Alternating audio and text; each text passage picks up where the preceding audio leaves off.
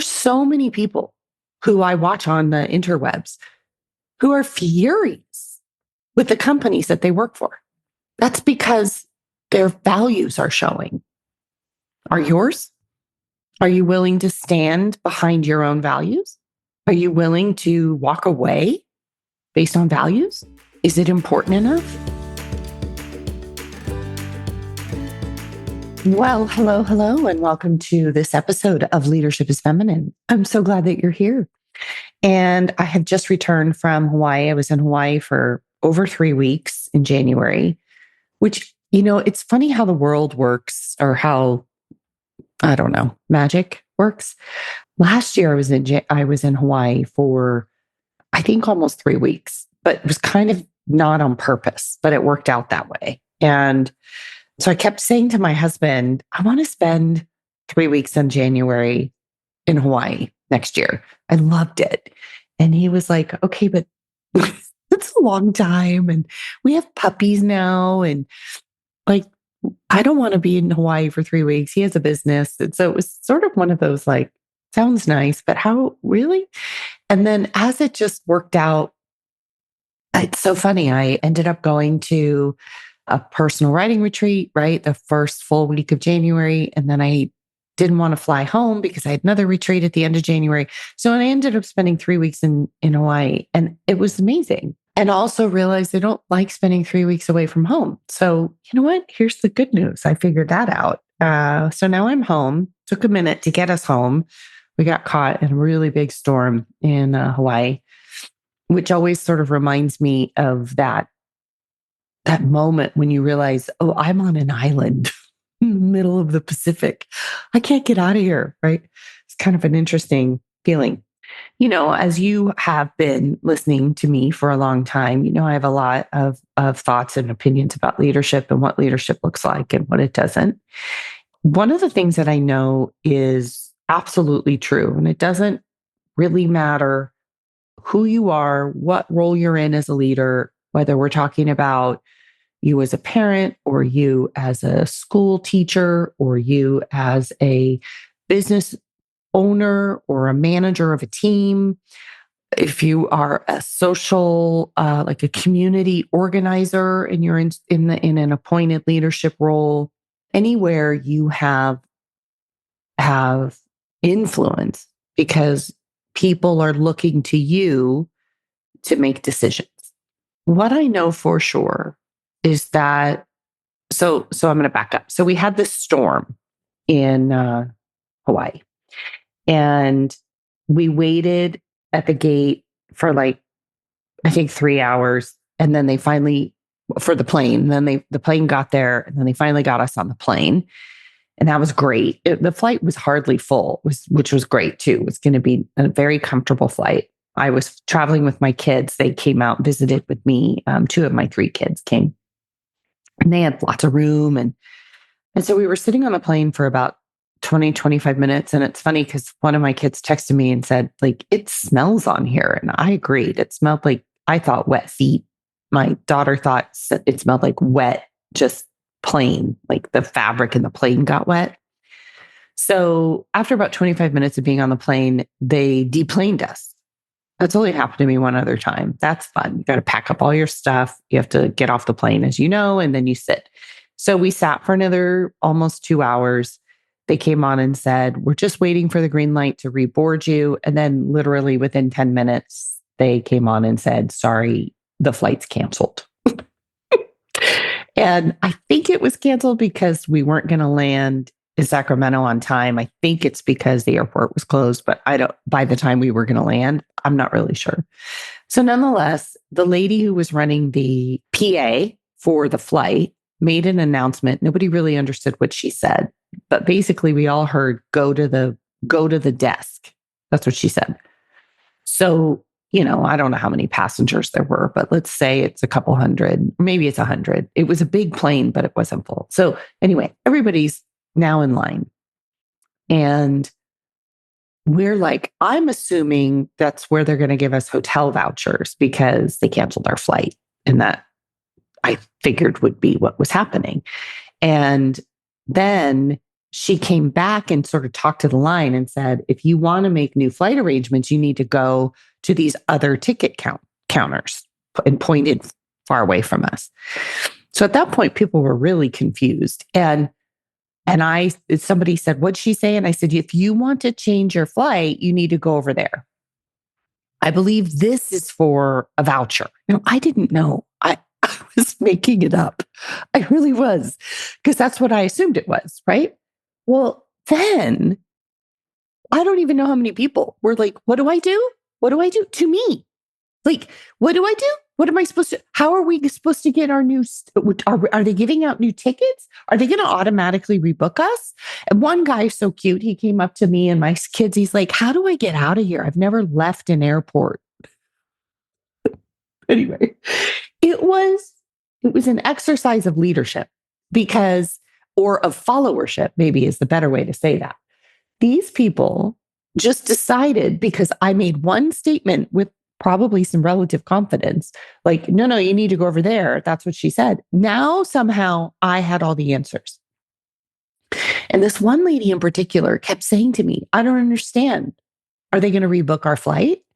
And I looked at her like, I don't know. I don't know. It was such a powerful reminder of how quickly people want a leader in a time of distress. Fast. Like someone who looks like they know what they're talking about, people will follow them. And I was wrong. They were not giving out hotel vouchers, as it turns out. So, lesson learned. These were all very grown, in many cases, older adults who were very quick to believe me because I had confidence. I say all the time that I think that if you assume a role of leadership, I think you have a tremendous amount of responsibility. And I don't think everybody wants that. I certainly didn't want it in the Hawaiian Airlines line. I'm going to tell you that right now. I did not want to be in charge. It's not asking. I was upset too. I didn't know what we were doing either, right? I, thank God, had an assistant who was on the back end over there trying to figure it out for us. Like, find us a flight, find us a hotel. We're going to stand in this line, right? Then we had to find our bag. So please be careful. So this is twofold. So the reason I'm calling this podcast, It's Time to Value Up, is because we're in a really tumultuous sort of time in our country, in our economy, and in our communities. And what I know is true, because now I hadn't seen this in a while. I don't really spend a lot of time in crowds, is people want a leader. They just want someone to follow. They want someone to make it easy for them. And if that person shows up, it is so easy to manipulate them. I could have told these people anything. I could have said, oh, you need to go downstairs to the right, and they all would have gone. How terrifying is that? Like, it's so interesting. So, as a person who is not in a leadership position in a lot of parts of her life, right? Like my life, I have that. My business, I have that. I don't have that in my community. I don't have that in my state. I don't have that in my country. I don't have that in the industry, if you will, right? Like there's a lot of places where all of us would agree we're not sitting in a leadership role.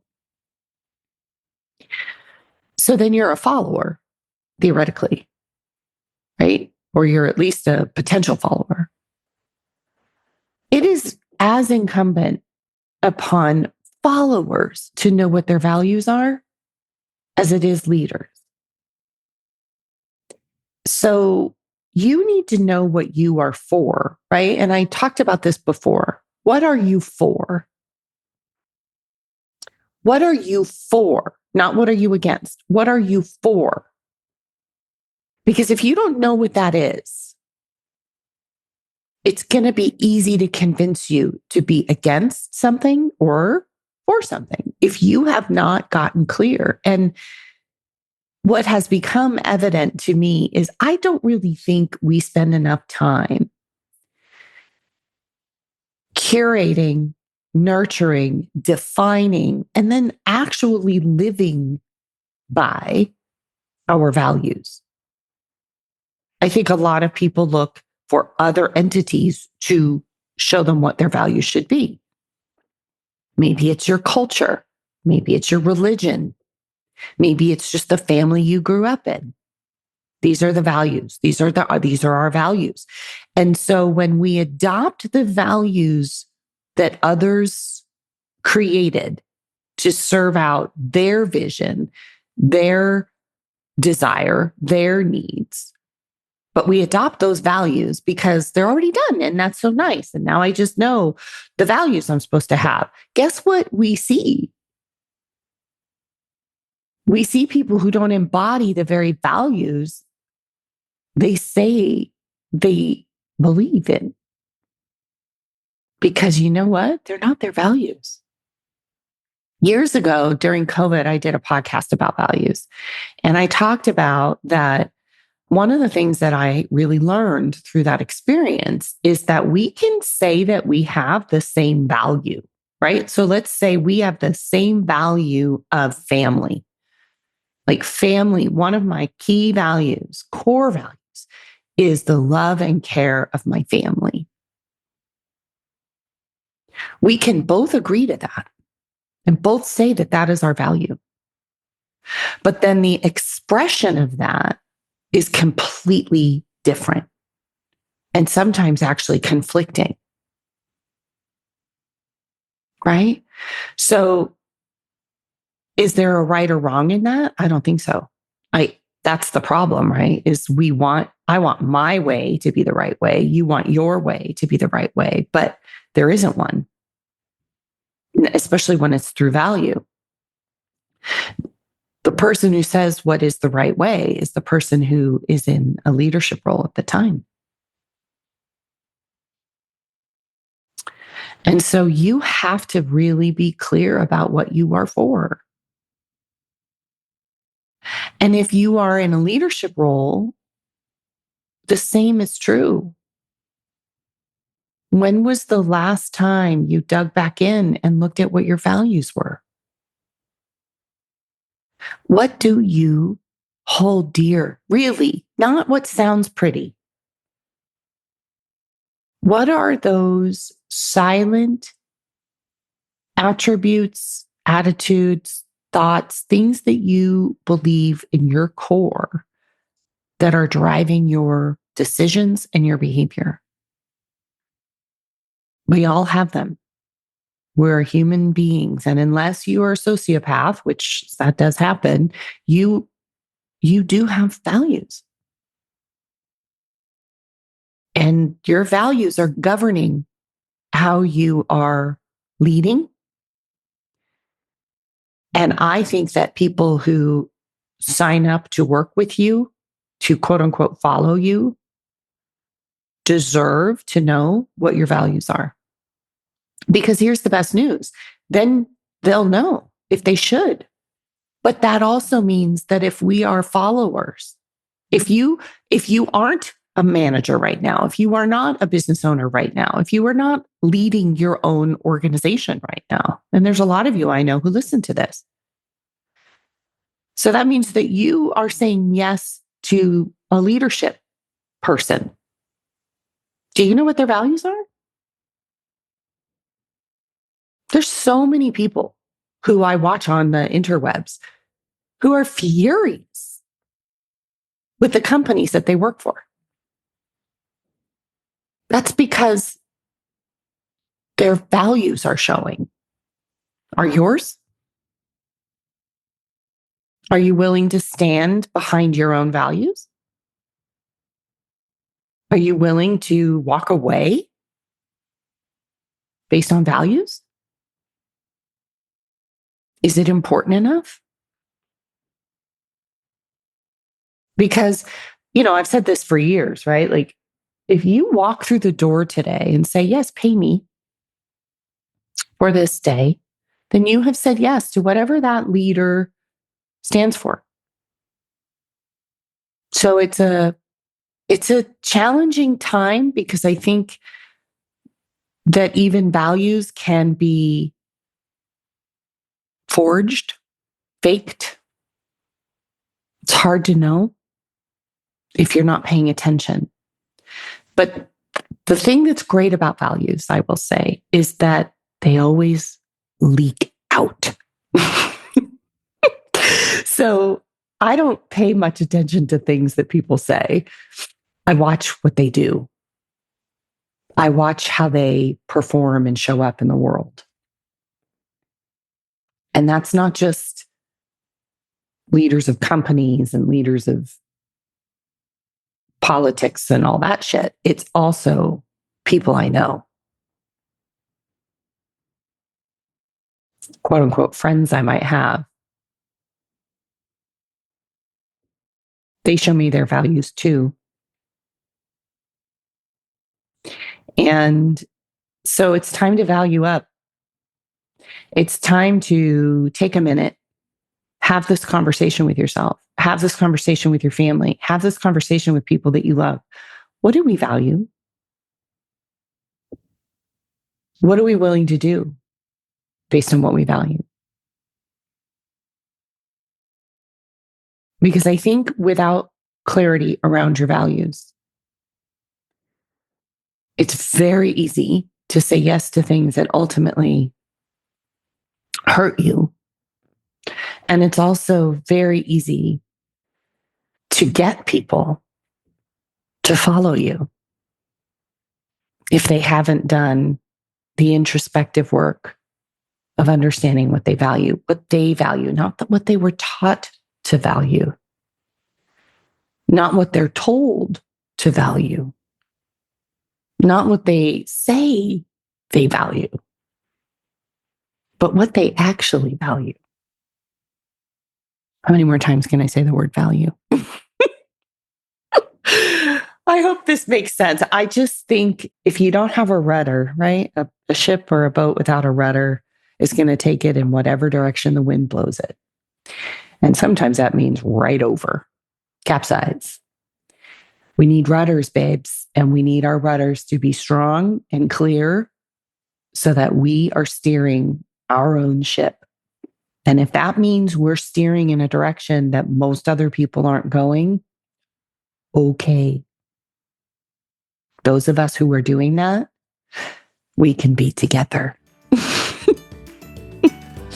All right. Thank you for tuning in. I'll talk to you again next time.